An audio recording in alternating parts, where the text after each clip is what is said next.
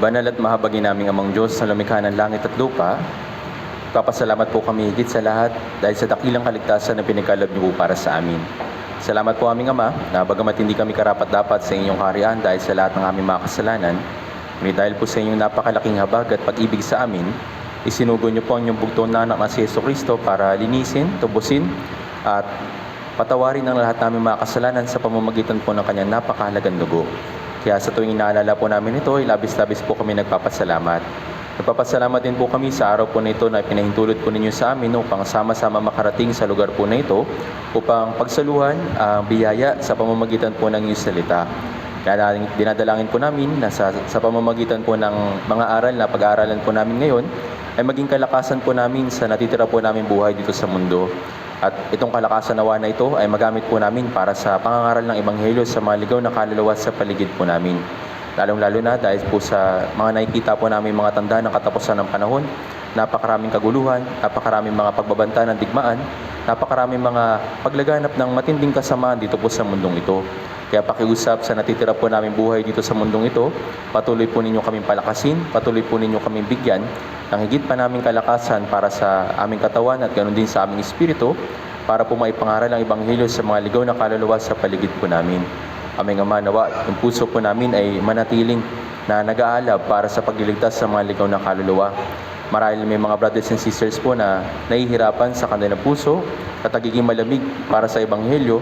Pakiusap, tulungan niyo po nawa sila at gabayan upang naway yung init at alab ng kanilang puso ay maging patuloy at naway ito'y makuha po nila at magawa po nilang maibahagi sa mga ligaw na kaluluwa sa paligid po namin. Aming Ama, marahil may mga brothers and sisters din po na nakakaranas sa mga kahirapan, physically and spiritually, patuloy po namin silang dinadalangin upang makatanggap po sila ng higit pang kalakasan at naway mapagtagumpayan po nila yung mga pagsubok po na ito.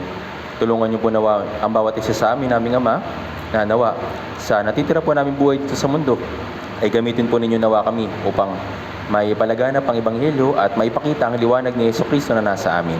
Sa oras po na ito, dinadalangin po namin na samahan po nawa kami ng Espiritu Santo upang tulungan, gabayan at turuan sa pamamagitan po ng iyong salita. At nawa, sa pamamagitan din po ng iyong makapangyarihang kamay ay paunawa niyo po sa amin ang mga dakilang kamangha-mangha na mga bagay dito po sa Biblia. Muli sa iyo lamang po kami aasa at magtitiwala. Maraming salamat po. Ito po ay aming dalangin sa pangalan ng Panginoong Jesucristo. Amen. Buksan po natin sa ating mga Biblia sa Aklat ng Mga Gawa, chapter 7.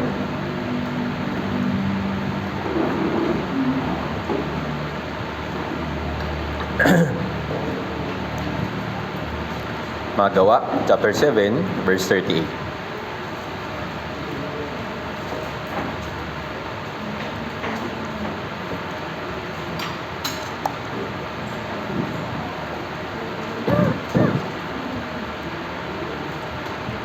Mga Gawa, babasahin po natin mula chapter 7, verse 37 hanggang 38.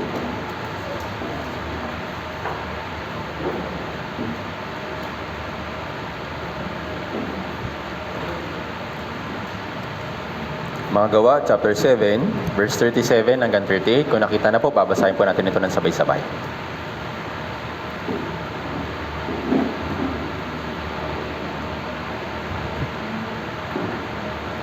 Kung nakita na po, basahin po natin ng sabay-sabay.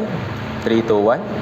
Ito ang Moises na nagsasabi sa mga anak ni Israel, "Pipili para sa inyo ang Diyos ng isang propeta mula sa inyong mga kapatid, gaya ng pagpili niya sa akin.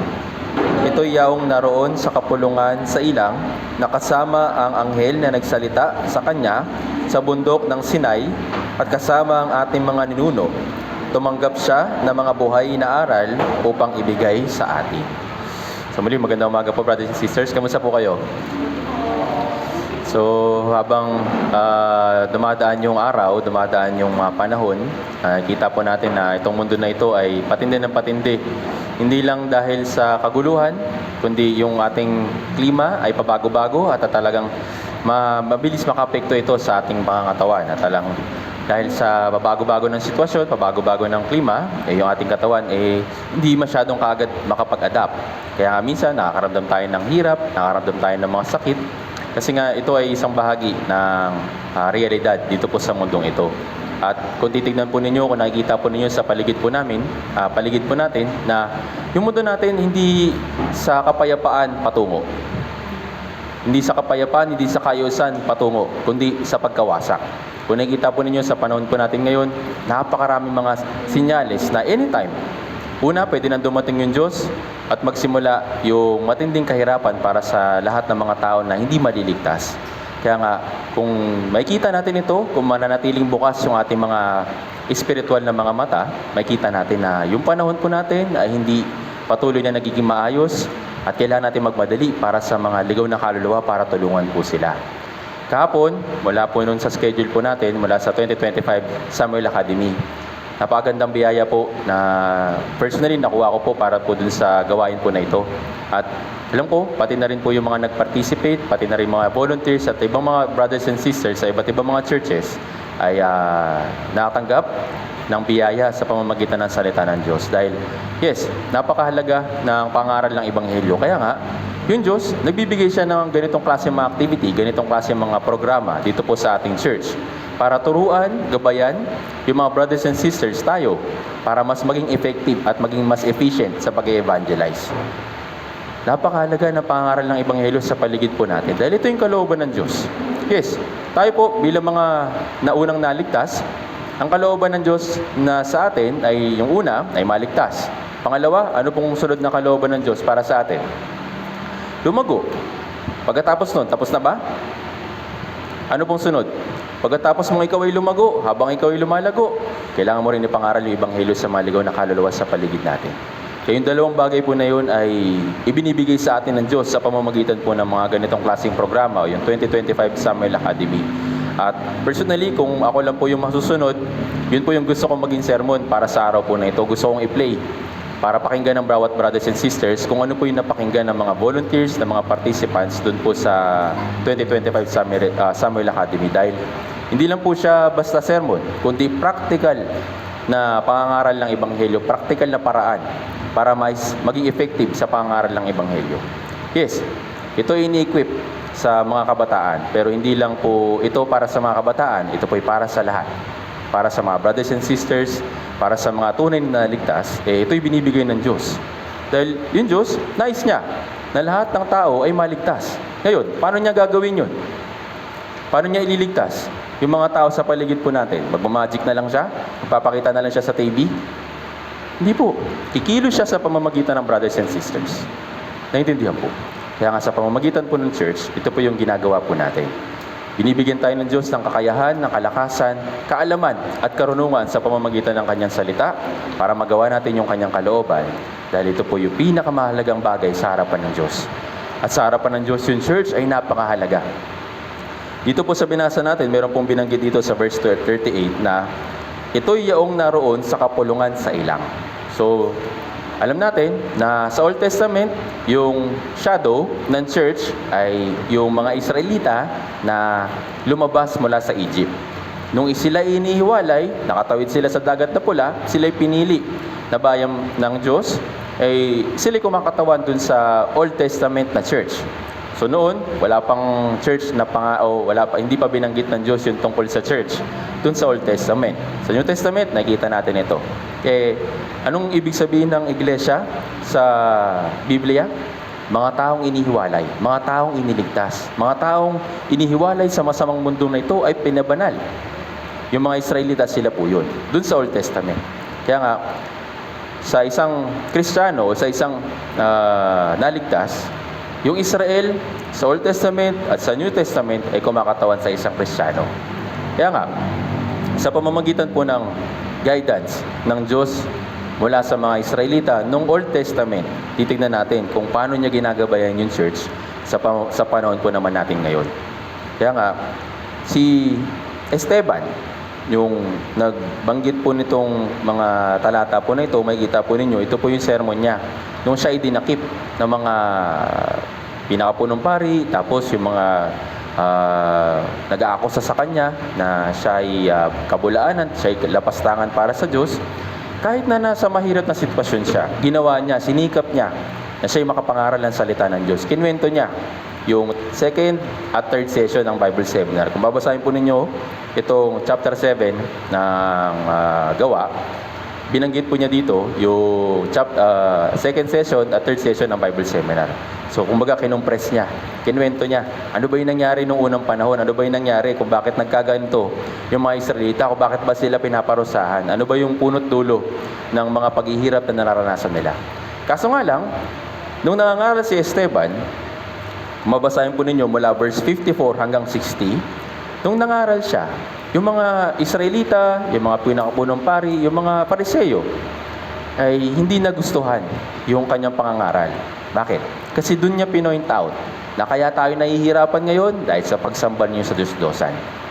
Ito po yung masakit na katotohanan na ipinangaral ni Esteban sa mga Pariseo at mga pinakapunong pari noong time po na yun. Kaya nga, sa kaulihan, pagkatapos po na niya maipahayag yung salita ng Diyos, yung pagkikwento niya tungkol dun sa Old Testament, nagalit yung mga Israelita, nagalit yung mga Pariseo. Kaya anong ginawa sa kanya? Pinagbabato. So, sa kabilang banda, kung isipin natin, bakit ganun? Bakit? Yung mga tao, gusto na nga silang tulungan para makilala nila yung Diyos, makilala nila yung kanilang sarili, pero kapag sinasabi na sa kanila yung katotohanan, ayaw nila, nasasaktan sila. Kaya yung mga Israelita noong time po na yun, pinagbabato si Esteban. At alam natin, nung kwento na kahit na na-experience ni Esteban yun, hindi nagalit o hindi gumante yung puso niya. Sa halip, kahit na siya'y pinagbabato hanggang sa siya'y mamatay, pinagpray niya yung mga nakikinig sa kanya, yung mga Pariseo, yung mga Israelita, yung mga pinakapunong pari, kahit na masama na yung ginawa sa kanya, pinagpray niya. Bakit? Anong nasa isip ni Esteban? Ano po? Una, may pangaral yung salita ng Diyos. Pangalawa, sila rin ay maligtas. Tama po ba? Kahit na yun yung experience niya, pinagbabato, gumawa lang naman siya ng mabuti. Nangaral lang naman siya ng salita ng Diyos, pero yung mga tao, ayaw makinig. Pinagmatigas nila yung kanilang puso at yun nga, sa huli, pinatay nila si Esteban sa pamamagitan ng pagbato. Siguro naman, bawat isa sa atin, na-experience ng tamaan ng maliit na bato. Minsan, di ba, pag, halimbawa, may mga sasakyan, tapos may mga tumalsik na mga maliliit na bato, maliliit na, sabihin natin, graba, ganyan, buhangin. Kapag tumatama sa balat natin, minsan nga, kapag sa mata, talaga nai-irritate, talaga nasasaktan tayo. Tama po ba? Pero imagine po ninyo, yung naramdaman ni Esteban, nung siya ay pinagbabato hanggang mamatay. Imagine po ninyo yung sakit. Hindi po maliliit na bato yung binabato sa kanya. Malalaki at mabibigat na bato hanggang sa siya'y mamatay. Napaka-miserable yung naging kamatayan ni Esteban. Pero, sa kabilang banda, ito naman po yung naging kalawalatian niya. Kahit na hanggang huli, kahit na siya ay pinagbabato hanggang sa mamatay, kahit yung mga tao ayaw maniwala sa kanya, pinagmatigas nila yung puso habang nakikinig kay Esteban, si Esteban, nanatili yung kanyang purpose na ipangaral yung salita ng Diyos para yung mga tao, sila rin ay maligtas at makilala nila kung sino yung nag-iisang Diyos sa tunay. Naintindihan po. Pero yun nga, sa kabilang banda, ngayon sa panahon po natin ngayon, hindi rin nagkakalayo. Habang nangaral tayo ng salita ng Diyos, nag-share ng salita ng Diyos, yung mga tao patuloy nilang pinagbabatigas yung kanilang puso. Hindi nila literal tayong binabato ng mga bato. Pero anong binabato nila sa atin? Mga pag-uusig, mga masasakit na salita. Tama po ba?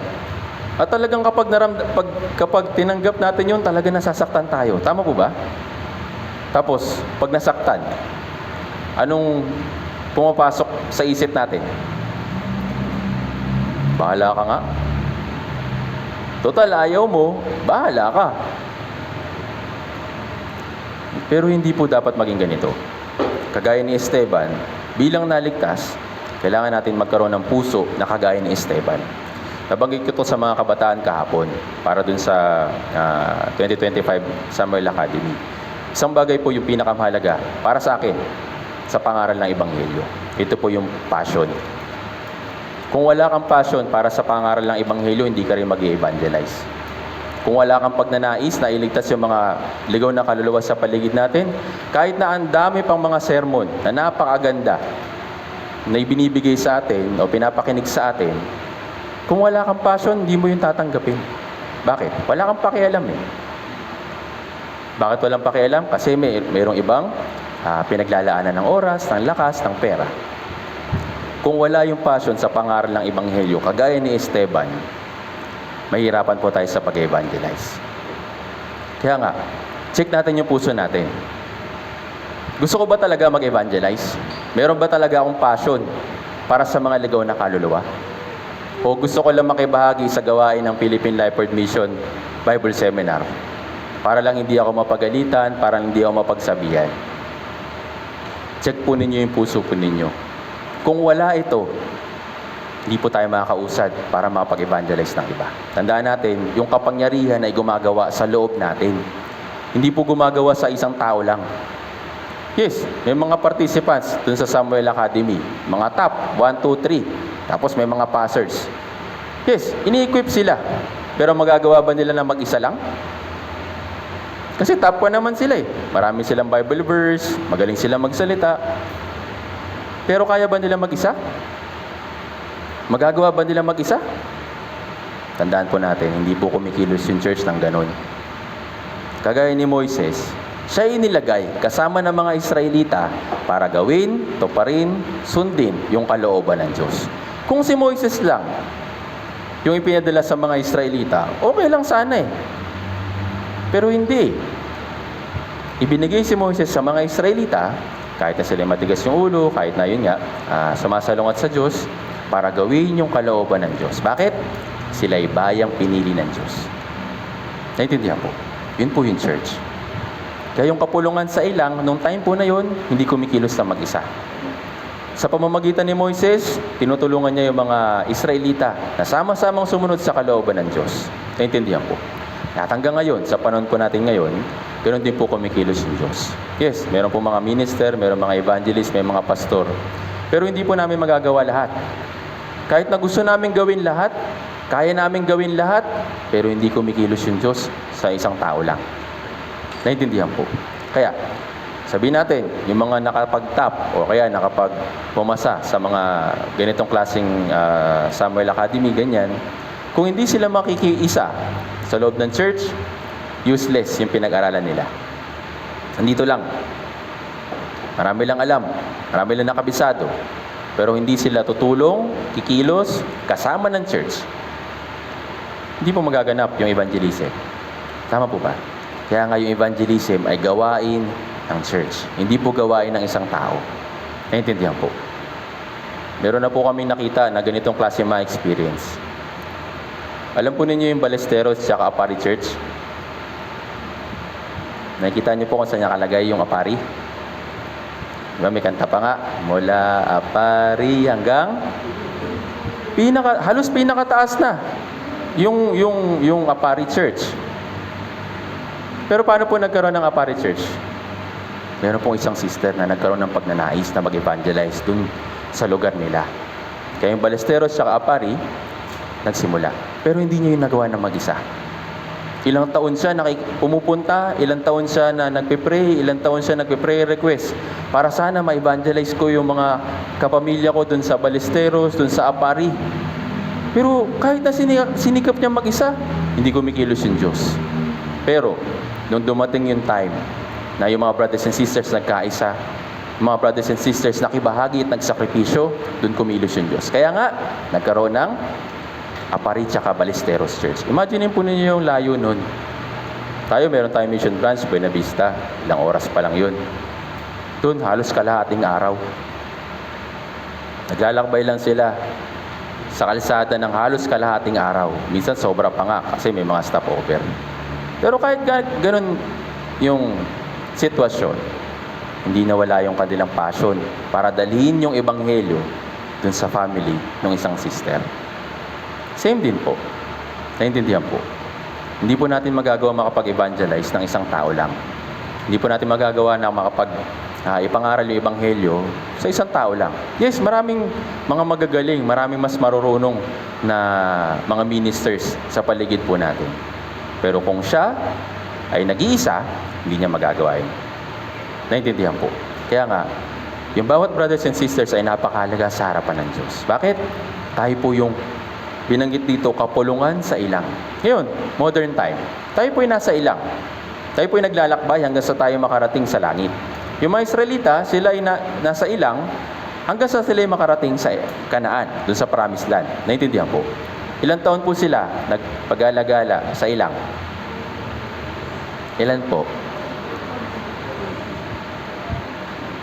Ako, paano po yung iba? Alam niyo po ba kung ilang taon sila naglakbay? 40 years. Imagine po ninyo yung tagal nun. 40 years sila naglalakbay. Walang transportation, walang eroplano, puro lakad. Tapos magtatayo lang sila ng tent. Hanggang sa makarating sila sa Kanaan. Imagine po ninyo yun. Napakahirap. Tama po ba? Pero anong kalooban ng Diyos? Magstay sa ilang o manirahan sa Kanaan? Ano po? Manirahan sa Kanaan. Tama po ba? Same din po sa atin. Yes, habang nandito tayo sa mundong ito, tayo mga manlalakbay. Hindi tayo pwede mag-settle dito sa mundong ito. Bakit? Meron tayong destinasyon na mas maganda. Yun yung kalooban ng Diyos. Naintindihan po? Yun yung nais ng Diyos para sa atin. Dalhin tayo dun sa lugar na makakasama natin siya magpakailanman. Yun yung langit. Kaya kung yung puso mo, ilalagay mo dito sa mundong ito, kagaya ng mga Israelita, nung sila ay nasa ilang, gusto nila bumalik sa Egypt. Sana hindi na lang daw sila lumabas sa Egypt kasi pangit ng pagkain, walang tulugan. Nahihirapan sila, puro papanganib. Kung yung puso natin magiging kagaya nila, doon papasok yung kahirapan sa Christian life natin. Pero kung yung goal mo ay doon sa langit, doon sa Kanaan, na promised land para sa atin, ikaw ay maglalakbay at naghihintay at nagtsatsaga. Bakit? Kasi nga ito ay paglalakbay lang. Naintindihan po. Kaya nga, yung mga Israelita, nung sila ay nasa ilang, ginabayan sila ng Diyos. Hindi sila pinabayaan. Yes, mula sa kanilang paninirahan dun sa Egypt, sa pamamagitan ni Jose, nung sila ay na-develop at dumami, lumakas, sila ginagabayan ng Diyos. At doon dumating, nung time na matinding tagutom, ginabayan pa rin sila. Dinala pa rin sila dun sa Egypt para makakain. Tapos, nung sila ay nilabas dun sa Egypt, natapos sa ba yung tulong ng Diyos? Hindi. Patuloy silang tinulungan hanggang sila ay makarating sa Kanaan at panibagong, sabi natin, challenge, yung Kanaan para sa kanila. At dun sa process na yun, may kita natin kung paano sila ginagabayan ng Diyos. Naintindihan po. Same din sa Christian life. Naniniwala po ako na bago tayo masave, lahat tayo ginagabayan ng Diyos para maligtas. Tama po ba? Kasi kung hindi ka ginabayan ng Diyos, hanggang dun sa araw na ikaw ay makapakinig ng Bible seminar, hanggang sa mauunawaan mo yun, baka mamaya hindi ka na umabot. Tama po ba? Kung hindi ka ginaid ng Diyos na ito, ipaparanas ko sa ito, makikilala mo itong tao na ito, dito ay tayo ilalagay. Lahat ng yun ay guidance ng Diyos. Tama po ba? Hanggang dun sa araw na tayo makapakinig at maunawaan yung ebanghelyo. Then, pagkatapos nun, tapos na ba yung tungkulin ng Diyos? Ginagabayan niya pa rin tayo hanggang sa oras po na ito. Hanggang sa tayo humarap sa Kanya. Naintindihan po. Kaya yung mga Israelita, nakapulungan sa ilang, sila'y po mga guided ng Diyos.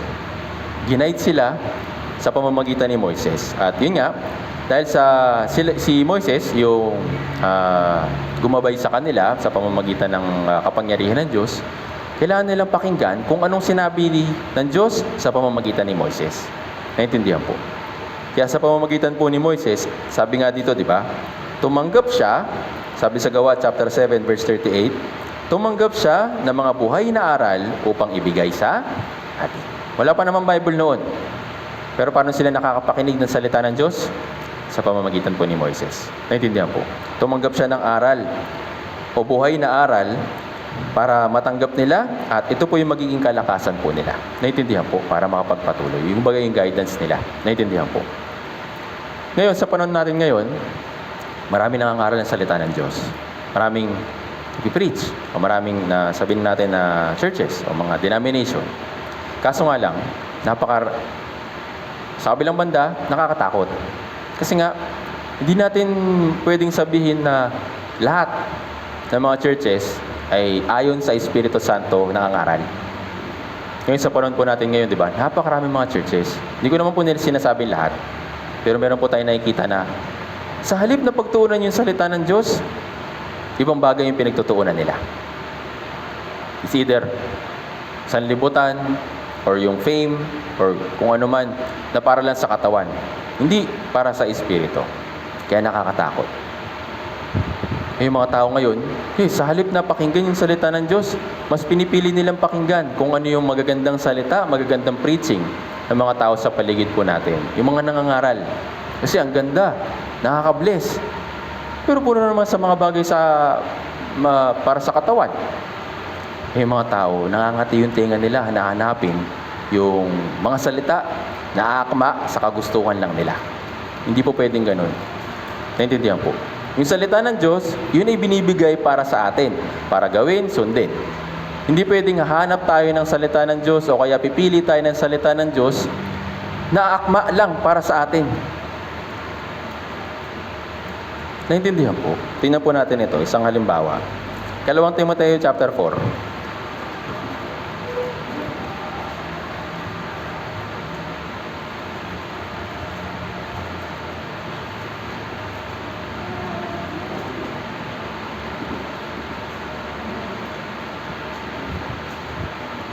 Basahin po natin, 2 Timoteo, chapter 4, verse 3 hanggang 4.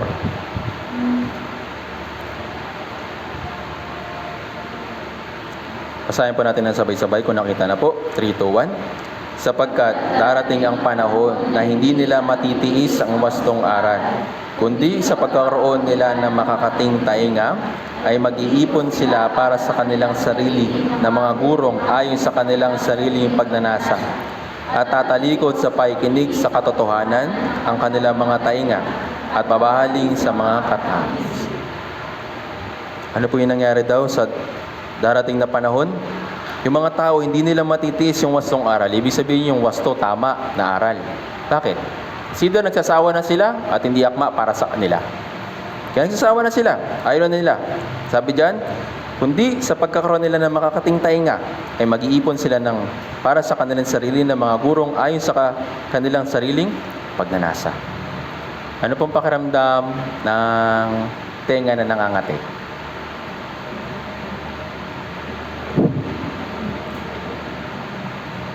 Di ka mapakali, di ba? Sobrang mong minsan nai-irritate na, minsan talagang nasusugatan na, kasi nga kating-kati ka. Hindi po ito literal na pangangati sa tainga lang. Naghahanap sila ng mga salita na akma sa kagustuhan nila. Ano pong nangyayari sa panahon po natin ngayon? Huwag kayo masyadong magsakripisyo para sa iba. Magsakripisyo ka para sa sarili mo. Para yumaman, dumami yung pera, kung ano man yung kailangan mo. Kailangan mong pagsikapan yun. Pero yung pagsasakripisyo para sa iba, unahin mo muna yung sarili mo. Sinasabi nila, love yourself first.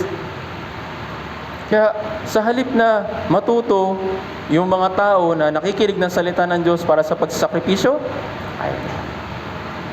Ano pang iba na tinuturo na yung mga tao na hindi sila mapakali sa mga aral at katotohanan na pinapakinggan nila sa katotohanan, kaya nga bumabaling sila sa mga katang-isip. Siguro naman lahat po kayo naka-experience na ng manood ng pelikula. O hanggang ngayon nanonood pa rin.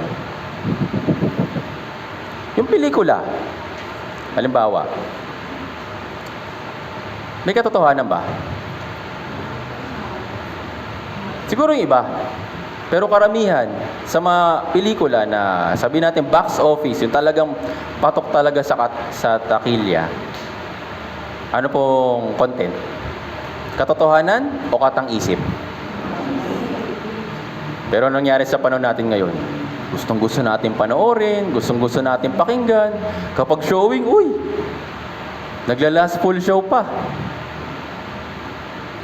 Bakit?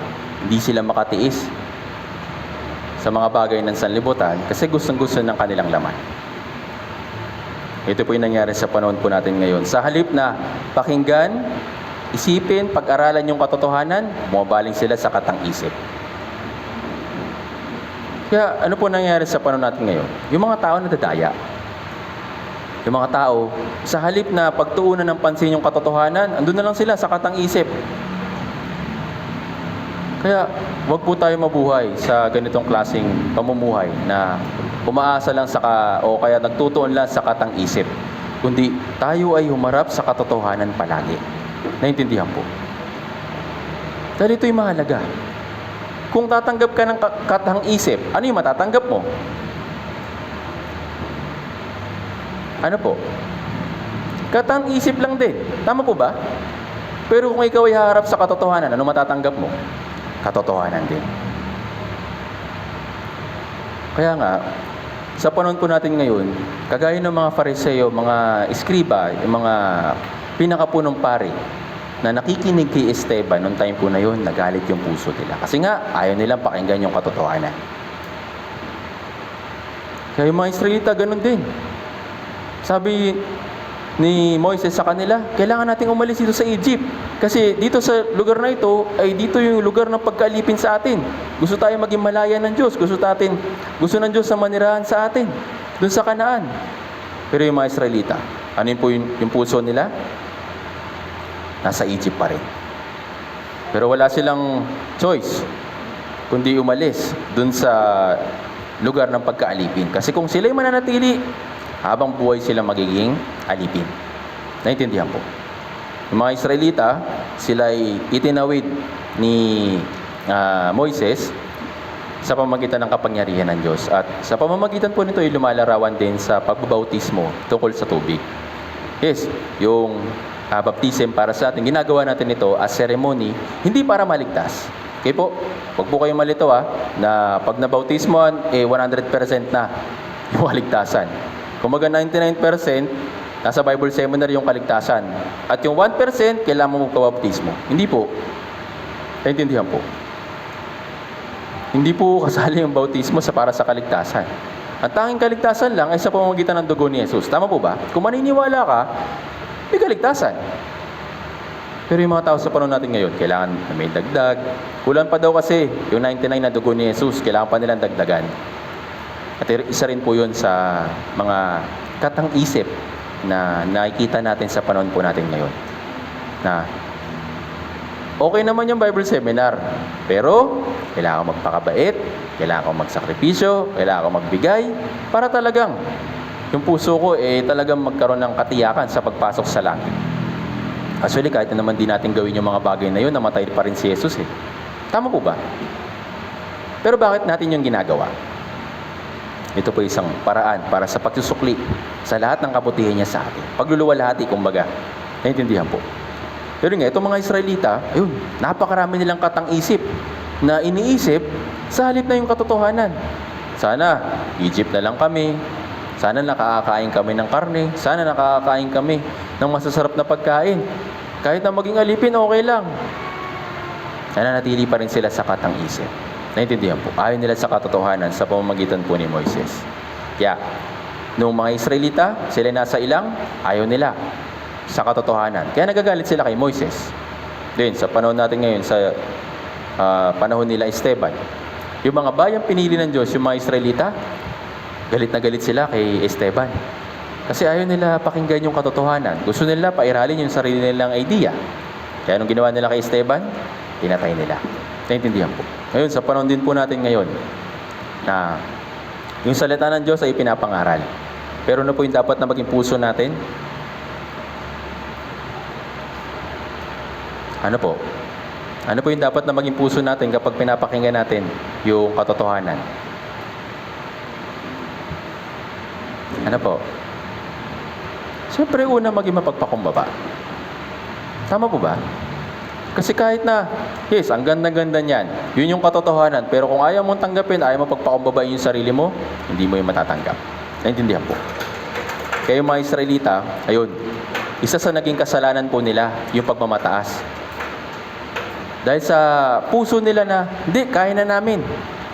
Okay na kami nang bahala, kami na yung maglalakbay. Hindi na namin kailangan yung tulong ng Diyos. Kaya ano po nangyari sa kanila? Palagi silang napaparusahan. Bakit? Kasi yung puso nila nagiging mapagmataas. Naintindihan po. Kaya nga, kagaya ng mga Israelita na ginagabayan sila sa sa Egypt, nung sila inilabas ng Diyos dun sa Egypt, nais ng Diyos na yung puso ng mga Israelita, ang manirahan ay ang Diyos.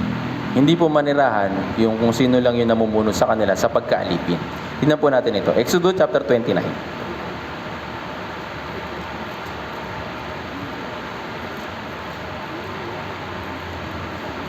Exodus chapter 29, verse 45 hanggang 46. Ito po yung plano ng Diyos para sa mga Israelita. Kaya sila inilabas sa Egypt.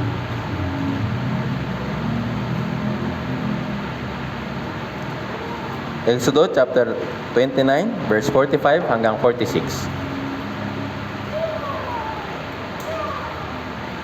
Nakita na po? Okay, natin.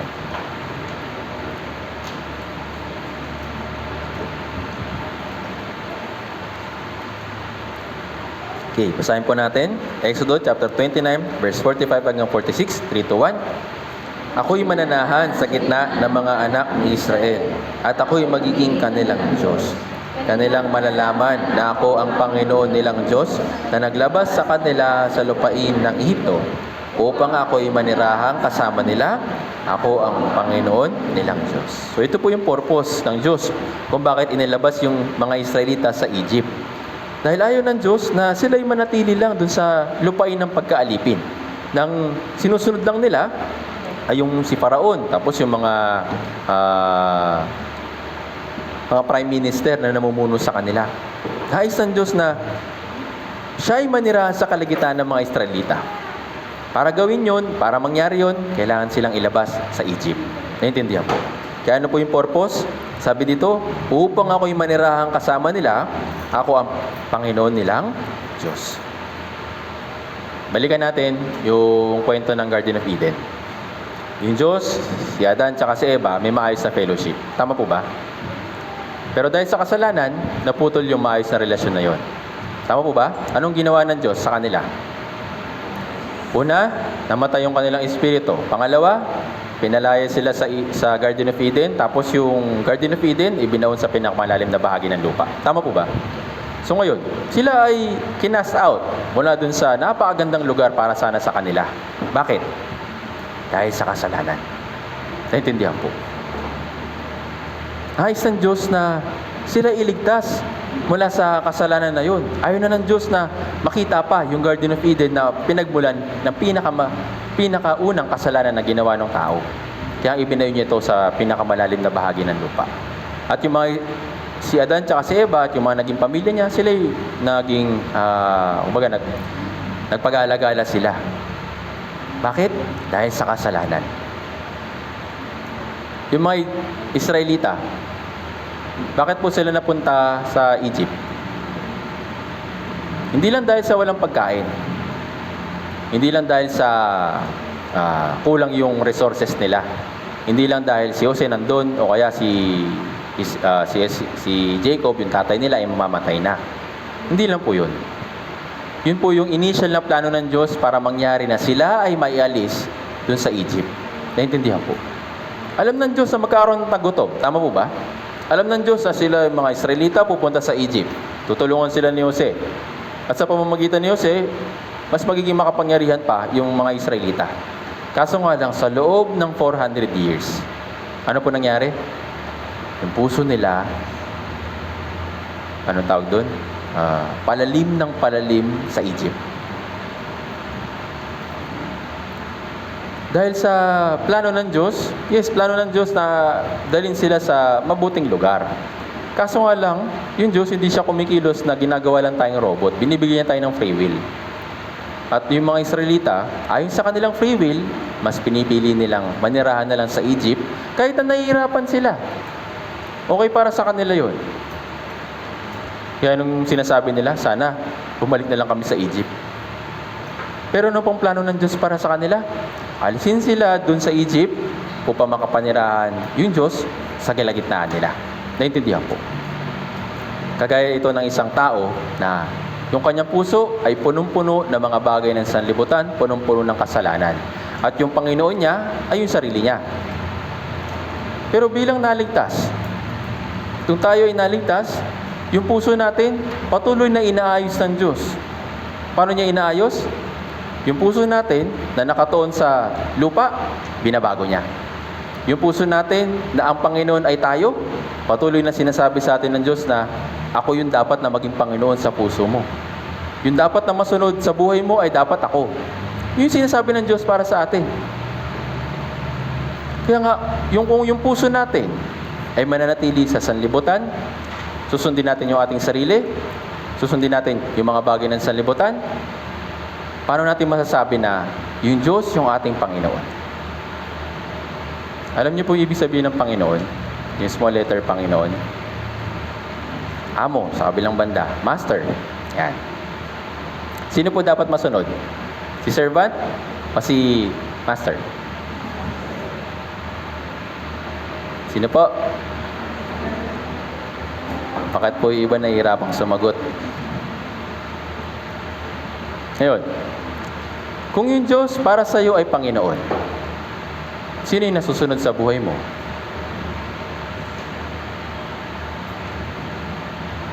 Nais ng Diyos na manirahan sa puso mo. Nais ng Diyos na yung puso mo, siya yung naghahari. Kaya niya ililigtas ka. Naintindihan po? Kaya kanya tinanggal, inalis dun sa lugar na pwede ka na mapahamak. Pwede po ba yun na iniligtas tayo ng Diyos pero yung Panginoon ay Panginoon pa rin tayo? Kaya kailangan po natin maging matalino sa bagay po na ito. Kung tinatawag natin yung Diyos sa Panginoon, nasan yung karangalan na hinihingi niya sa atin? Last time, napakinggan po natin sa Wednesday sermon. Kung para sa atin, yung Diyos, yung Panginoon, paano natin pinapakita na siya yung Panginoon ng ating buhay? Kaya nang sabi ko po kanina, una, pagpapakumbaba. Kung hindi mo ibababa yung sarili mo sa harap ng Panginoon, hindi ka sa Kanya makakasunod.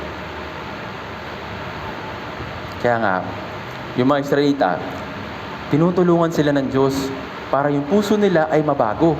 Hindi lang sila basta inalis mula sa Egypt para matanggal sila sa kahirapan, kundi yung puso nila ay kailangan mabago. Bakit? Kasi ang naninirahan sa puso nila noong time po na yun ay sarili lang nila. Yung pagkain lang sa Egypt. Naintindihan po.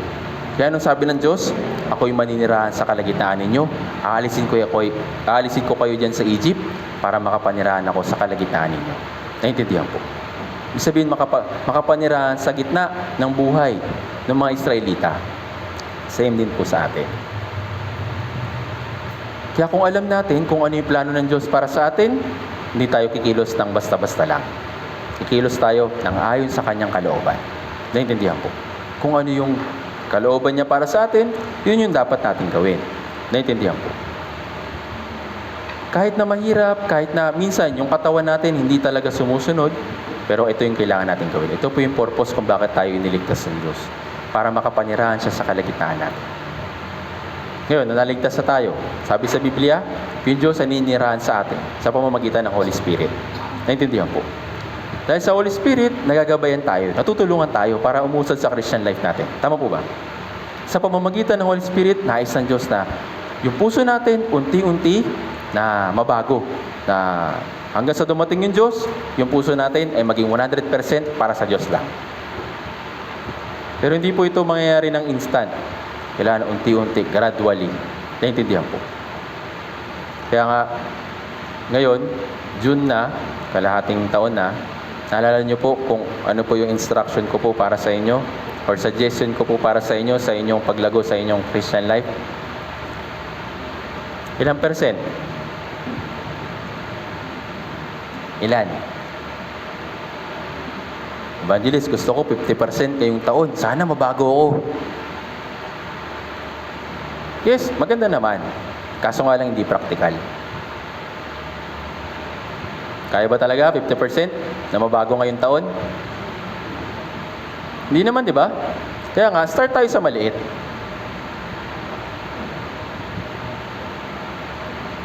January, 5% ang sabi ko na sana improvement sa Christian life natin. Ngayong kalahating taon, June, dun sa 5%, meron na po ba nakaabot? Yes, naniniwala po ako na meron, kahit pa konti-konti. Naintindihan po. Pero paano dun sa iba? Check natin. Na hindi lang tayo basta nag-church, hindi lang tayo basta nagbabasa ng Bible, hindi lang tayo basta nakikinig, sumasama sa fellowship, tapos walang nangyayari. Kung yung salita ng Diyos ay naninirahan sa puso natin, ay yung salita ng Diyos ay buhay, sigurado may pagkilos. Sigurado merong tawag nito, may paglago. Naintindihan po. Last time, nabanggit ko po yung tungkol sa mga halaman, di ba? Yung mga halaman, siyempre kailangan nila ng sunlight at kailangan nila ng tubig para sila ay lumago. So, sa pamamagitan ng dalawang bagay na yun, natatanggap nila yung pagkain na kailangan nila. Tama po ba? Pero bang ibang bagay na pwedeng ibigay na pagkain dun sa halaman para lumago sila physically? Siguro, yes, kung magamit yung iba ng mga pesticides o kaya yung mga, sabi natin, mga tawag doon, mga pataba o kaya mga fertilizer, ganyan. Pero ito po isang, ayun nga, hindi talaga, sabi natin, effective ng 100%. Mas makakatulong, pero hindi effective. Kaya, araw or sunlight, pati tubig, ito po yung mahalaga para sa isang halaman, para siya lumago. Tama po ba? Pero bago niya tanggapin yung bagay na yon, yung sunlight tsaka yung tubig, ano yung kailangan mo nang dapat makitaan doon sa halaman? Dapat may buhay. Tama po ba? Nakita na po kayo ng fake plants? Yung peke na halaman. Diba? Gaganda, diba? Ng plastic. Yan. Pwede ba? Bilad mo siya sa araw, diligan mo araw-araw. Mukha namang halaman eh.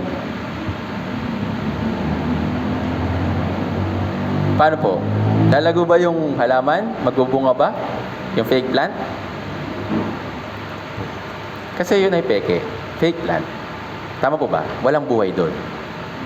Pero kung yung binhi na itinanim, may buhay, kailangan niya ng dalawang bagay na yun.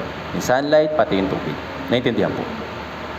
Kaya ganoon din, sa mga Israelita, nung sila ay nilabas sa Egypt, hindi sila pinabayaan ng Diyos. Sa pamamagitan ng Diyos, ginabayan sila. Sa pamamagitan ni Moises na nakakapagsalita sa kanila o nakapag-share sa kanilang salita ng Diyos, ginagabayan niya mga Israelita noong time po na yun. Naintindihan po. Ganoon din po sa panahon po natin ngayon. Nandito yung church. Pero paano tayo lalago? Sa pamamagitan po ng salita ng Diyos. Sa pamamagitan ng experience kasama yung Diyos. Naintindihan po. Yung mga characters sa Old Testament, wala naman silang Bible noong time na yon. Tama po ba? Hindi naman sila nagbabasa. Wala naman ganito. Hindi pa naman tapos yung Bible noong time po na yon. Pero parang sila nakakapakinig ng sermon o ng words of God. Pinapadala sa kanila yung mga propeta. Tama po ba? So, sa pamamagitan ni Nathan, si David, nakapag-repent. Tama po ba? Sa pamamagitan ni Jeremias, yung mga Israelita, nakita yung problema nila. Kaya kung hindi magpapadala yung Diyos ng propeta, ng mga nangangaral, hindi sila makakatanggap ng words of God. Naintindihan po. Sa loob ng church, ganito rin. Hindi po magpapakita yung Diyos sa atin sa panaginip. O kaya magpapakita siya ng mga himala. Tapos na yung Biblia, nandito na po yun. Kaya nga, sa pamamagitan ng mga sermon, sa pamamagitan ng pagbabasa, yung personal Bible reading, ginagabayan tayo ng Diyos. At yun ay napakahalaga para sa guidance sa atin ng Diyos. Naintindihan po. Kung walang salita ng Diyos, paano po makakilos yung Holy Spirit? Kaya sabi sa Efeso, itong salita ng Diyos ay tabak ng Espiritu Santo. Yung Espiritu Santo po, kailangan po na niya ng lakas. Kailangan po niya ng armas. Paano siya kikilos kung wala naman siyang armas?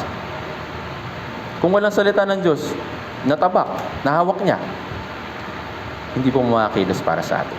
Naintindihan po. Kaya yung words of God ay kagaya ng sunlight at kagaya ng tubig para sa atin.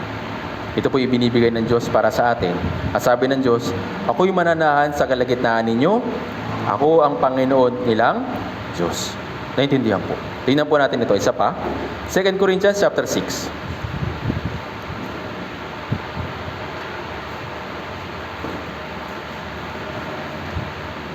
Kalawang Korinto, chapter 6, verse 16.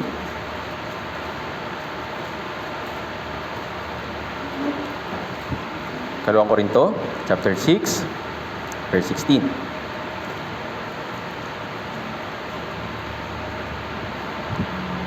Nakita na po, basahin po natin ng sabay-sabay. 3, 2, 1. Ang paikipag ng templo ng Diyos sa mga Diyos-Diyosan, sapagkat ako'y templo ng Diyos na buhay. Gaya ng sinabi ng Diyos, ako'y mananahan sa kanila at alakad sa gitna nila. Ako'y magiging kanilang Diyos at sila'y magiging aking bayan. So sabi dito, ako'y mananahan sa kanila. Kagaya nung binasa natin dun sa Exodo, kung bakit sila'y nilabas ng Diyos. Pero yun nga, hindi lang yung Diyos mananahan sa kalagitnaan nila. Ano pong sabi kasunod? At lalakad sa kanila. Ibig sabihin, kikilos siya sa loob ng church. Naintindihan po. Kaya, yung mga Israelita, nung sila'y nasa ilang, yes, naninirahan yung Diyos sa pamamagitan po nila, sa pamamagitan po ni Moises. Kaya, nakakarinig yung mga Israelita ng salita ng Diyos sa pamamagitan ni Moises. Pero hindi lang siya basta naninirahan doon. Siya rin po ay kumikilos, lumalakad kasama ng mga Israelita habang sila ay nasa ilang. Naintindihan po. Ito po isang napakagandang comfort para sa atin na hindi lang tayo basta iniligtas ng Diyos. Ngayon, sinasama niya tayo, naninirahan siya sa loob natin at kumikilos siya. Lumalakad kasama niya. Naintindihan po. Sino po yung isang karakter dito po sa Biblia na rapture sa Old Testament? Si Enoch. Si Enoch, nung siya ay kinuha ng Diyos, pinatotohanan na si Enoch ay lumakad kasama ng Diyos. Naintindihan po. Hindi lang po siya basta kinuha, kundi sa pamumuhay ni Enoch, kahit na dun sa short passage na yun, makita natin na sa buhay niya, kasama niya yung Diyos na lumalakad. Naintindihan po. Ito po isang napakagandang comfort para sa atin na hindi niya tayo pinababayaan. Naintindihan? Siguro, familiar po sa inyo yung isang painting ng isang seashore, tapos meron mga footsteps dun sa sand. Sabi dun, di ba, footsteps on the sand.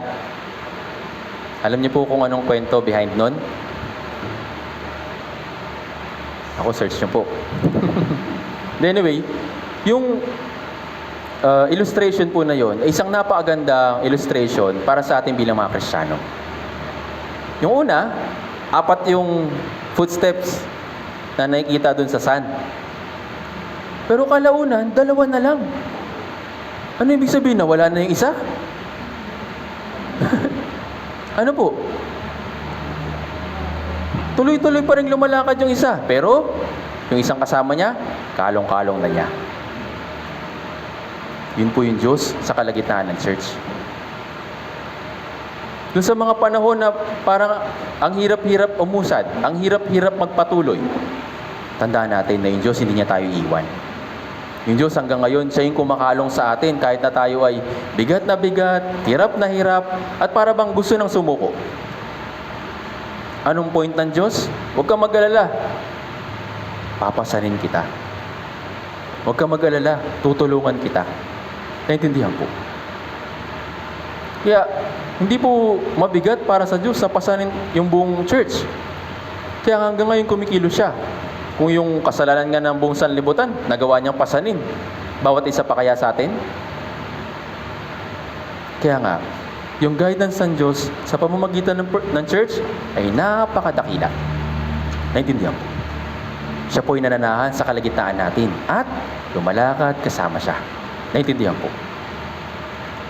Ito po isang napakagandang comfort para sa atin. Na yes, may mga kahirapan sa loob ng church, may mga brothers and sisters na talagang nahihirapan, natitisod, o kaya talagang bumabagsak. Pero kung yung sarili nila o yung sila, ilalagay nila sa kalagitnaan ng church, mafe-feel nila na yung Diyos, palagi silang inaakay. Naintindihan po. Pero paano kaya kung yung isang Kristiyano, pagod na, tapos umupo na lang. Diyos, pagod na ako. Ayaw na magpatuloy. Ano gagawin ng Diyos? Ano po? Ano po? Ang lupit naman, palo agad. Yung Diyos ay napakahaba ng pagtitiis at pagtsatsaga. Kaya ako dun sa mga time na parang ayaw na natin umusad, yung Diyos naghihintay sa'yo. Hindi ka na. Okay ka na? Lahat na ulit tayo. Diyos, pagod pa ako eh. Sige, hintayin kita. Yun po yung pagmamahal ng Diyos para sa atin. Kahit na minsan yung pakiramdam natin, ayaw na natin umusad, yung Diyos hanggang ngayon naghihintay. Naintindihan po.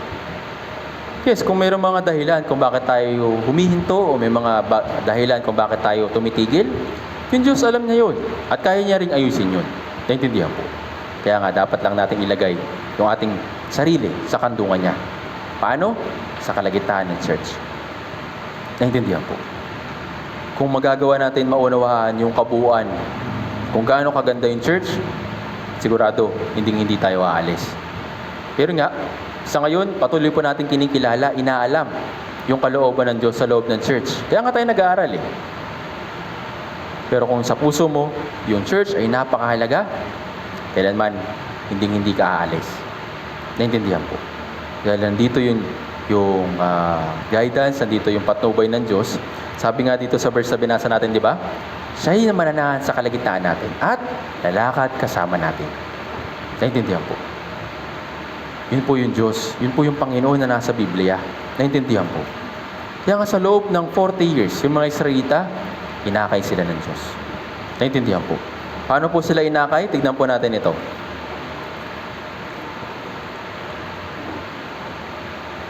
Nehemias chapter 9 verse 21.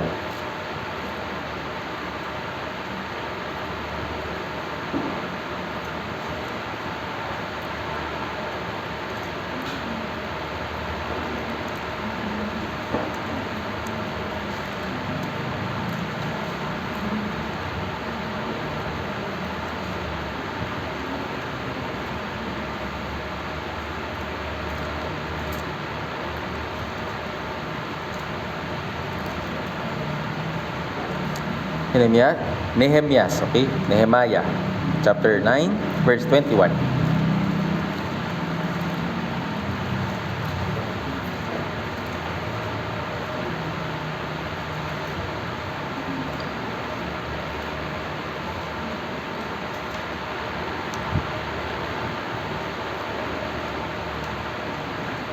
Basahin po natin, Nehemias, chapter 9, verse 21.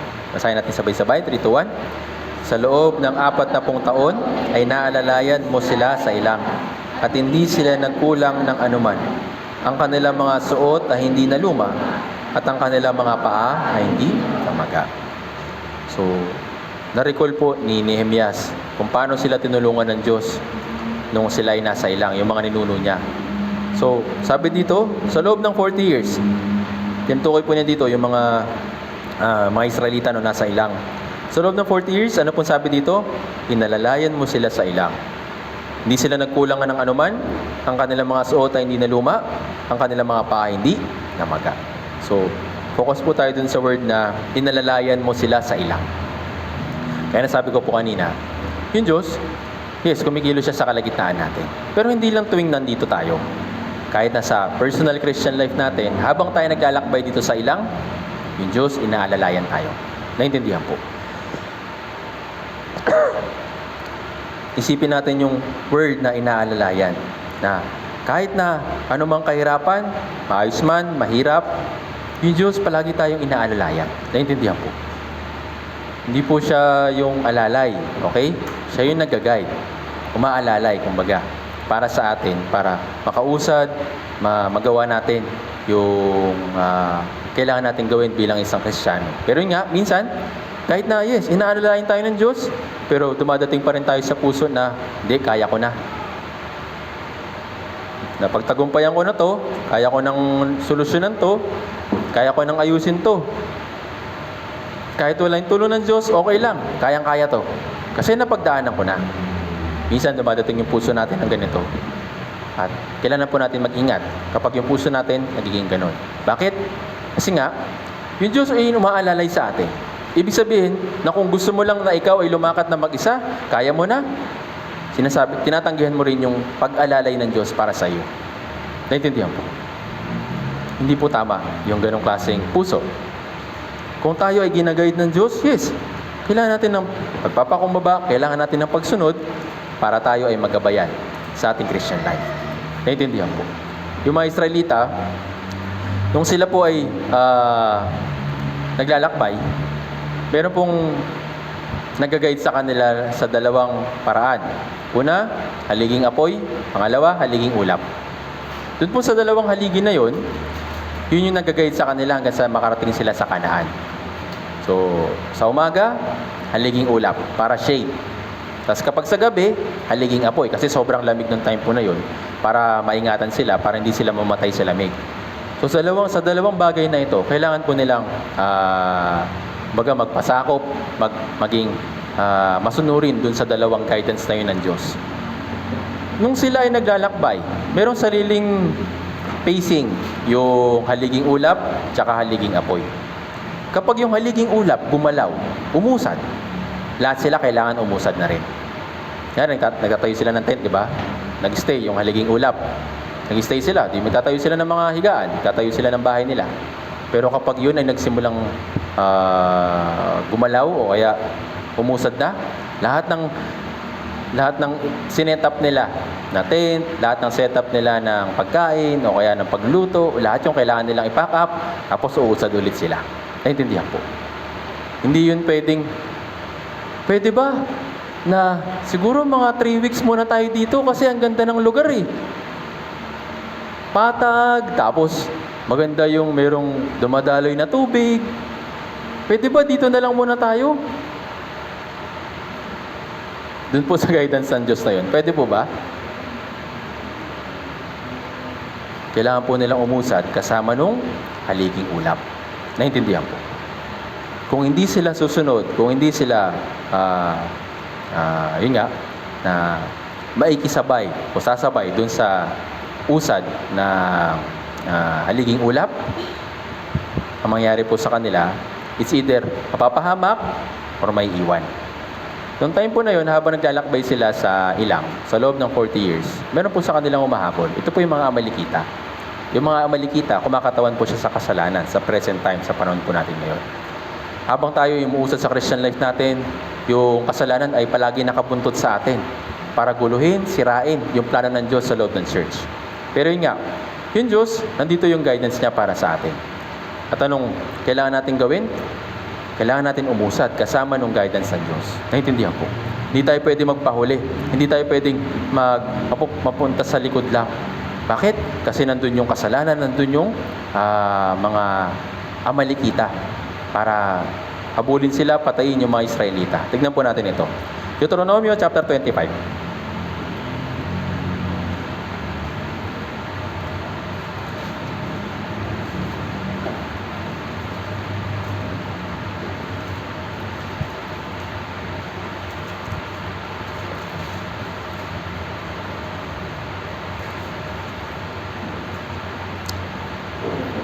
Deuteronomio chapter 25 mula verse 17 hanggang 18.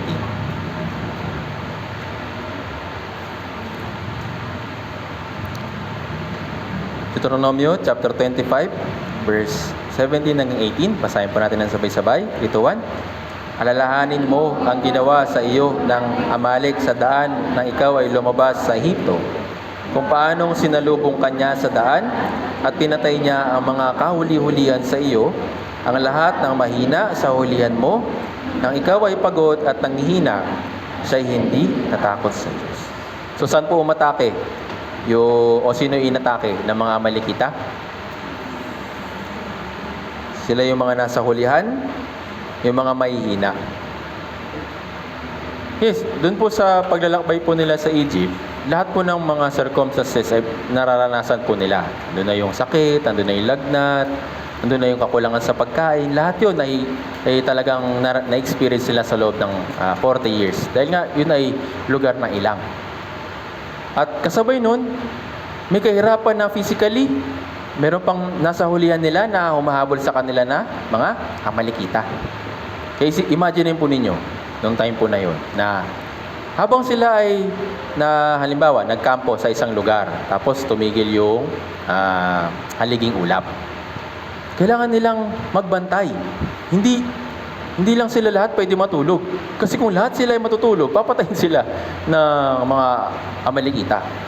Kaya doon po sa Israel, meron po mga tagapagbantay o kaya nagbabantay sa kanila, nagkakaroon ng shifting na sa umaga, itong lipi na ito. Tapos kapag sa gabi, ito naman mga lipi na ito. Dahil alam nila na merong mga Amalekita na humahabol sa kanila. Pero yun nga, meron pa rin mga Israelita or mga Hudyo na aabutan ng mga Amalekita. Ngayon, sino sila? Yung nasa unahan, nasa kalagitnaan, o nasa hulihan? Nasa hulihan. Bakit? Kasi nga, yes, mahirap, pagod, at nanghihina na sila. Kaya nga, ito'y kumakatawan sa loob ng church. Ito'y kumakatawan din sa guidance ng Diyos sa loob ng church. Si Satan, kahit na, yes, napagtagumpayan na natin yung hatol ng kamatayan. Pero sa kasalanan, yung pagbagsak, hindi po tayo exempted. Naintindihan po. Meron tayo tatlong kaaway na palagi nag-aabang sa atin. Sino yun? Si Satanas. Yung kasalanan, yung ating katawan, at yung mundong ito. Naintindihan po, yung sanlibutan. Kung hindi ka mag-iingat, kung hindi mo ilalagay yung sarili mo sa loob ng kalagitnaan ng church, pwede ka maging target ng tatlong bagay na yon. Naintindihan po. Ngayon, bakit sila nasa ulian? Tsaka bakit sila mahina?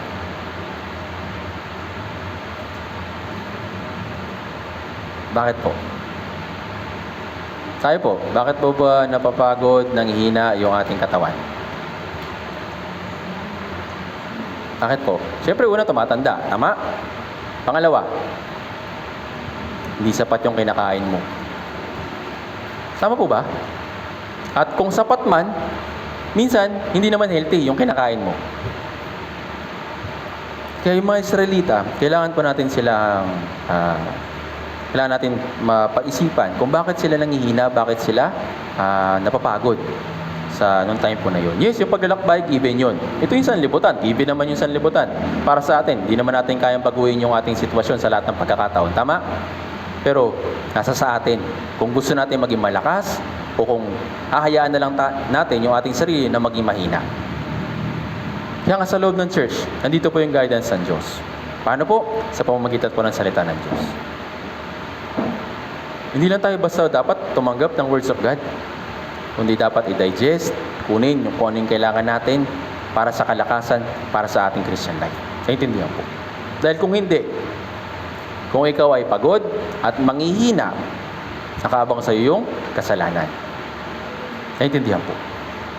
Kaya kailangan tayo maging aware. Gaya nga sabi sa Biblia sa Efeso, tayo po'y nasa isang digmaan. Spiritual na digmaan. Pwede ka ba susugod sa isang digmaan na wala kang kain? Pwede ba na ikaw bilang isang sundalo, hindi ka equip? Kung susugod ka na hindi equip, tapos hindi kumain, sigurado patay ka kagad. Tama po ba? Kahit na yung puso mo, kaya ko to. Pag tumakbo ka na wala kang dala, wala kang armas, o kaya wala kang man lang sanang kain, o kaya wala kang man lang sanang karunungan, paano makipaglaban? Sigurado ka mamamatay ka kagad. Tama po ba? Kaya nga yung pagkain sa Espiritu ay napakahalaga. Yes, kumakain yung ating katawan. Pero paano mo naman pinapakain yung Espiritu mo? Sabi sa Biblia, hindi lang sa tinapay nabubuhay yung tao, kundi sa bawat salitang lumalabas sa bibig ng Diyos. Mateo chapter 4 verse 4. Yes, nakatanggap tayo ng kalakasan physically. Yun yung pagkain, physical. Pero paano naman sa Espiritu? Kailangan yung words of God. Naintindihan po. Balikan po natin yung character po ni Esteban. Gawa chapter 7.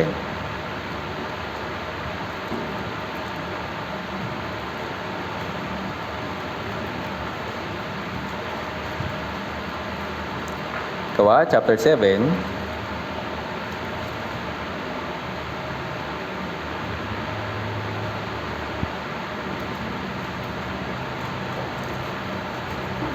Basahin po natin yung isa sa katangian ni Esteban.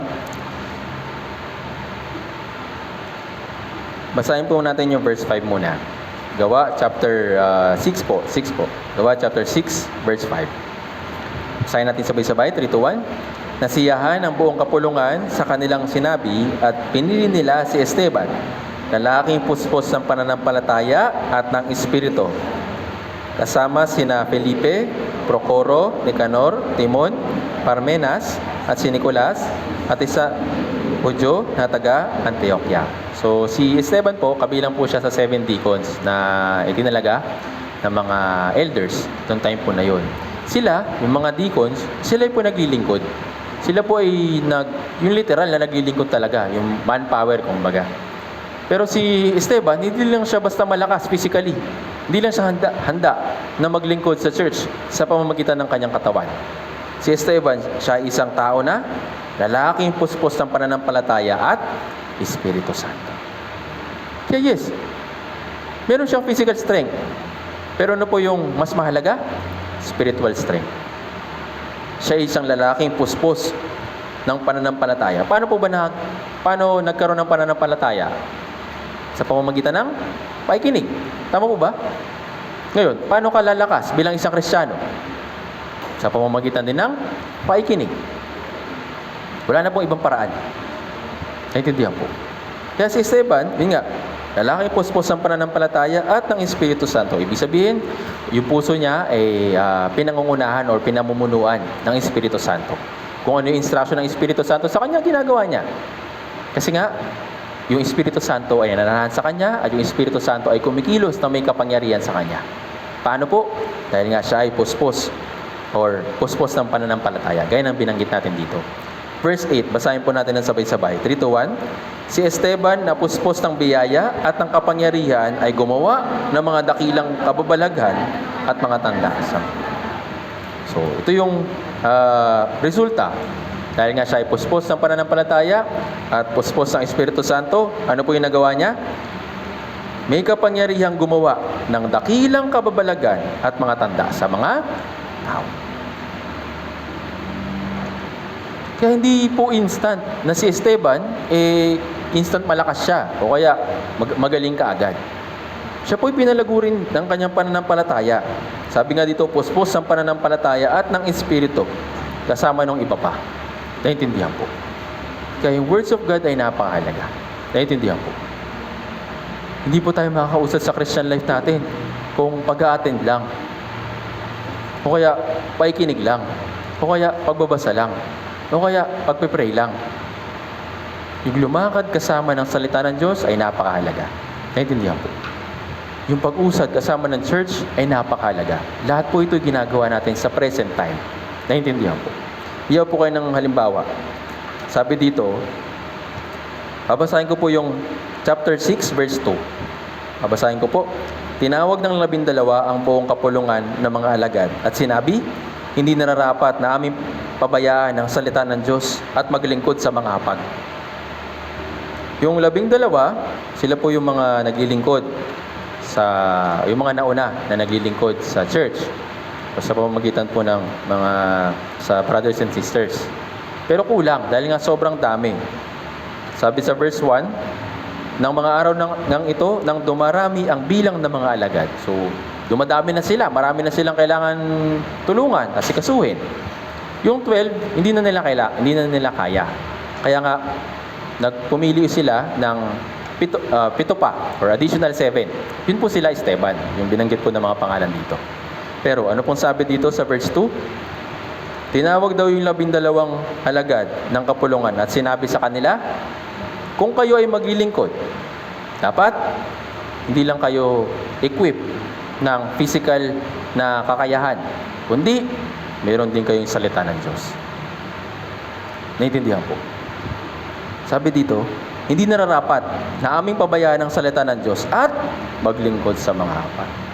Kaya nga dito po sa loob ng church, hindi pwede o hindi mabuti na ang dami-daming ginagawa, pero pinababayaan yung words of God. Noon po, dahil sa dami ng mga brothers and sisters na kasama namin, dahil kailangan i-cater, dahil kailangan pakainin sila, meron po mga mothers group na talagang dinededicate nila yung kanilang sarili para sa pagluluto, para sa pag-serve sa mga brothers and sisters. Kaso nga lang ang problema, hindi sila nakakaabot sa sermon. Minsan, hindi na sila umabot pati sa fellowship kasi nakafocus na lang sa pagluluto. Mabuti po ba? Sabi dito, hindi nararapat na pabayaan ang salita ng Diyos at maglingkod sa hapag. Kaya, ang nangyari, yes, mabuti naman yung pag-serve. Mabuti naman yung pag-serve sa mga brothers and sisters, pag-prepare. Pero, isang bagay po yung nami-miss ng mothers group ng time po na yun, yung words of God.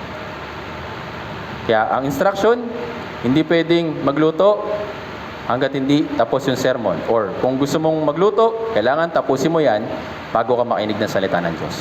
Hindi pwedeng start na yung sermon, nagluluto pa, naghihiwa pa. Hindi po mabuti. Dahil kailangan po natin ng salita ng Diyos. Naintindihan po. Yes, mahalaga naman po yung pagluluto. Kailangan natin ng pagkain. Tama po ba?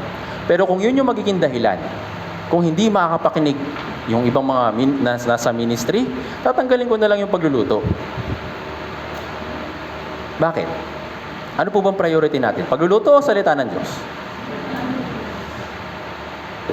Kaya nga, mabuti at natuto po kayo nung ganitong klaseng procedure sa loob ng church. Pero yun nga, kung sakali man, kailangan niyo pong i-remind, ano ba yung priority natin sa loob ng church? Ito po yung words of God. Hindi lang po yung mga nagluluto, hindi lang po yung mga mothers group, pati na rin po sa mga kabataan. Lagi ko po sa kanila nire-remind na unahin yung words of God bago kumanta. Pwede po ba yung mga kabataan natin, yung mga nasa ministry po, ang ganda kumanta, ang daming alam na lyrics ito po sa hymnal, pero hindi nakikinig na Wednesday sermon. Okay lang?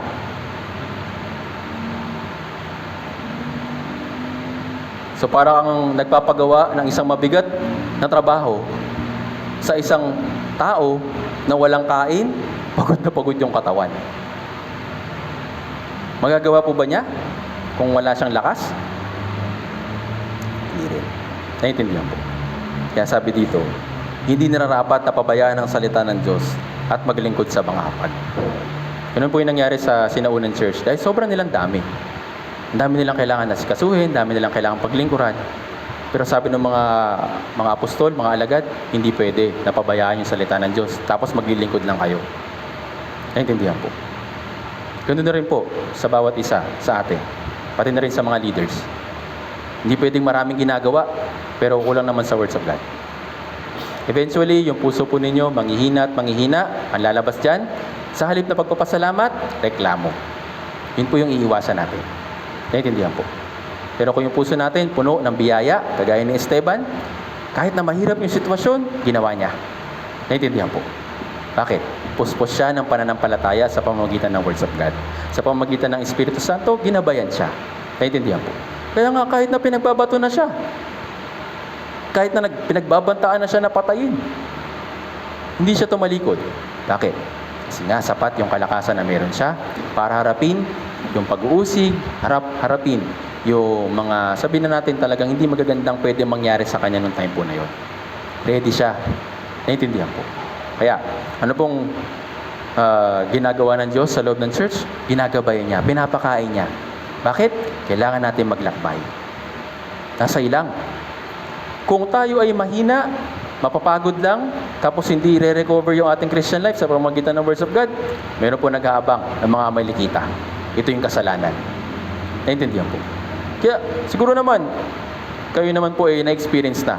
Kapag kulang ka sa salita ng Diyos, sigurado, marami kang kasalanan na magagawa. Pero sa kabilang banda, kung ikaw naman ay napupuno ng words of God, sinasa puso, iniukit, yung kasalanan, nalilesen. Tama po ba? Kaya ano pong gusto ninyo? Mapuno ng salita ng Diyos para makaiwas sa kasalanan, or dumami yung kasalanan, konti naman yung words of God. Kayo po mamili. Ito po isang advice para sa bawat isa sa atin. Kaya, tayo po ay naglalakbay. Siguro naman, naka-experience na kayo ng paglalakbay o pagpunta sa ibang lugar. Bawa, malayo. Pwede ba na ikaw lang pupunta mag-isa at wala kang ibang dala? Evangelist, may pera naman ako. Marami akong ipon. Kahit saan ako magpunta, ready ako. Yes, pwede. Pero yung basic things, dadalhin mo. Tama po ba? Ano po yung basic things na dinadala natin kapag magpupunta tayo sa ibang lugar? Kaya, malayo, ganyan. Bawa, camping, ganyan. May mga basic needs, tama po ba?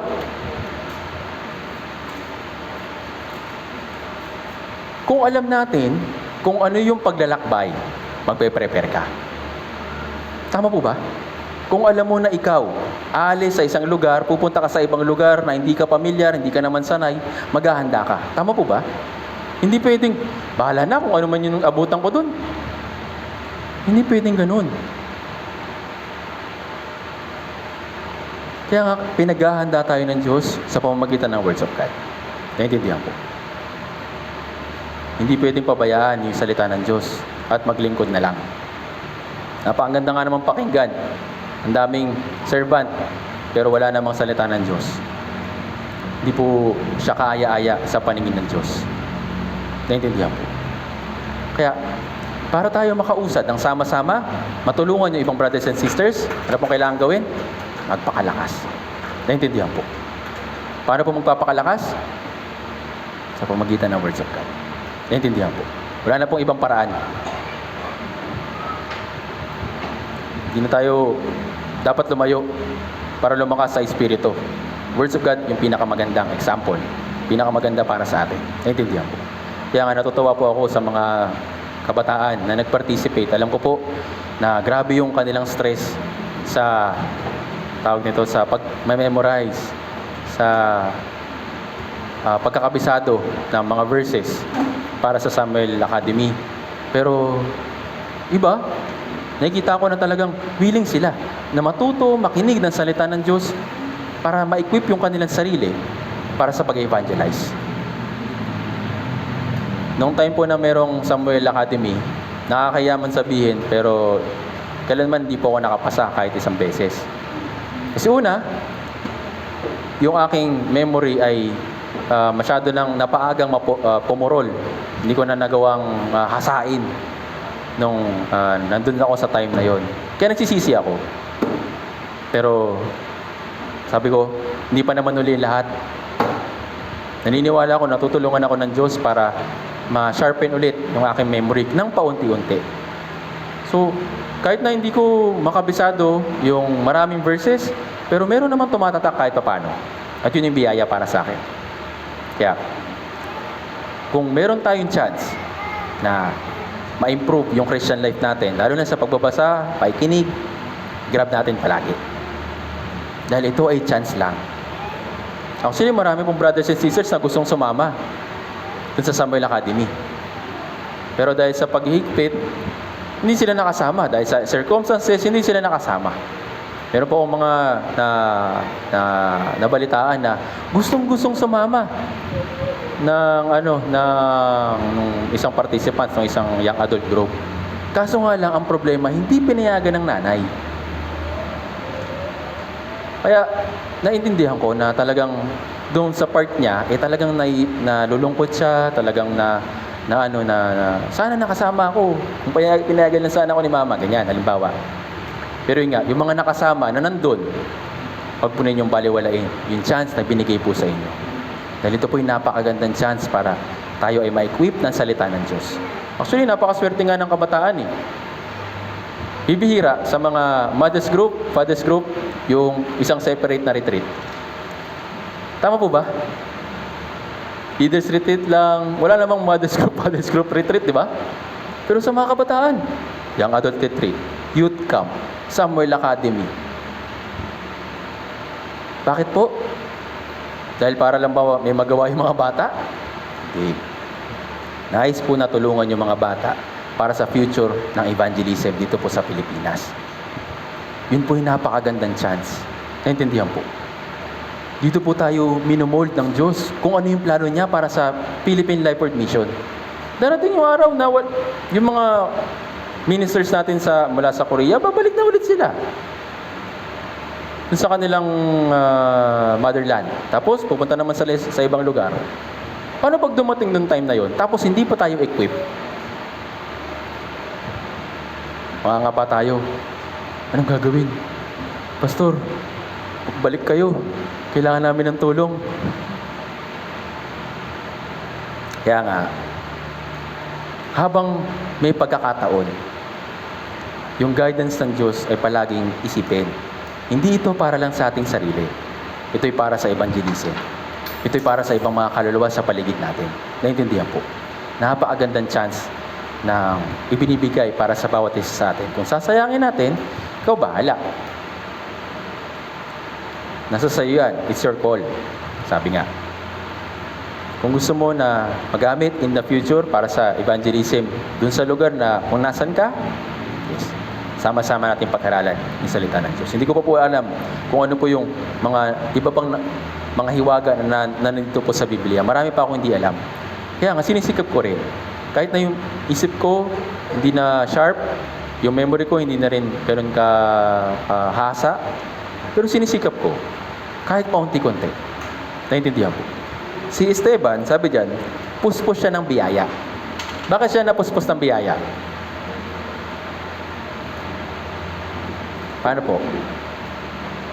Hindi po mayaman si Esteban, okay? Hindi po biyaya physical, yung meron siya. Ano po yung biyaya na meron siya? Biyaya sa Espiritu. Pero paano niyo nakuha yun? Sa pamagitan po ng salita ng Diyos. Kaya nang sabi kanina, di ba? Puspos siya ng pananampalataya at Espiritu Santo. Kaya ano naging resulta? Puspos din siya ng biyaya. Naintindihan po. Kaya, kung may pagkakataon, hanapin po natin yung chance, hanapin po natin yung time para sa pakikinig ng sermon, pagbabasa, at yun nga, pakikinig ng salita ng Diyos. Dahil ito'y napakahalaga para sa atin. Dahil nais ng Diyos na tayo ma-equip in the future para sa mas marami mga ligaw na kaluluwa sa paligid po natin na maligtas. Naintindihan? Huwag lang tayo na atin, uwi, atin, uwi, atin, kain, uwi, atin, kain, uwi. Hindi po lang ganun. Napakarami pong gusto ng Diyos na magawa sa loob ng church. Pero magagawa natin yun kung sapat na yung ating gulang spiritually. Naintindihan po. Kaya nga yung salita ng Diyos ay hanggang ngayon nandito pa rin para tayo gabayan. Kaya nga, huwag pabayaan ang salita ng Diyos. Sa loob ng patnubay ng Diyos sa mga Israelita, nung sila'y nasa ilang, palagi silang nakakarinig ng instruction sa pamamagitan ni Moises. At sa pamamagitan ni Moises, nalalaman ng mga Israelita kung ano yung gusto at ano yung ayaw ng Diyos. Kaya nga, nung time na sila'y nasa ilang, binigay po yung 10 utos. Tama po ba? Hindi naman ibinigay yung 10 utos nandun sila sa Egypt eh. At hindi rin binigay yung 10 utos nandun sila sa Canaan. Hindi. Doon sila ay nasa ilang, doon ay pinakilala ng Diyos yung kanyang sarili na siya ay may katwiran at siya ay may pag-ibig. Kaya nga sa pamamagitan po nito, ayun, nakatanggap sila ng biyaya at mga kailangan nila para sa kanilang Christian life hanggang sila ay makarating sa Canaan. Kaya, daan po natin na tayo po ay naglalakbay patungo sa langit ngayong habang nandito tayo sa mundong ito. At habang tayo naglalakbay, ginagabayan tayo ng Diyos. Paano tayo ginagabayan? Sa pamamagitan po ng church. Sa loob ng church, nandito po yung brothers and sisters, nandito po yung salita ng Diyos na pinagsasaluhan natin para tayo ay umusad at papuspos ng ating pananampalataya kagaya ng mga apostol o kagaya ng Esteban. Naintindihan po. Na kahit na dumating yung mga pag-uusig, dumating yung mga pagdurusa, na kahit na minsan physically na sinasaktan na tayo, hindi tayo susuko, hindi tayo madadown. Naintindihan po. Kaya kung paanong kumilos yung Diyos sa Old Testament, sa New Testament, sa panahon ng mga apostol, ngayon kumikilos siya sa pamamagitan ng church, ginagabayan niya tayo. Sabi niya, ako'y lalakad kasama nyo at ako'y mananahan sa kalagitnaan ninyo. Kaya nga, sa loob ng church, nandito po kumikilos yung Diyos. Sa loob ng church, dito natin makita yung kilos ng Diyos. Naintindihan po.